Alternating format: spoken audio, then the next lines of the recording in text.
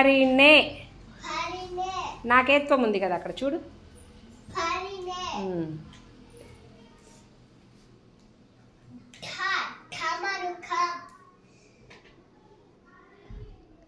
థా ఇవన్నీ ఏంటి? ఏంటిరా?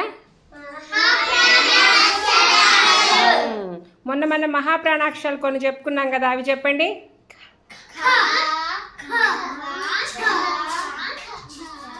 ఝా ఝాకేంటి?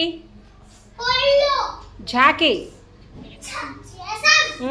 ఝషం. ఛాకి రైట్. ఇప్పుడు ఢాకేంటి? ఢాకి. ఫాకి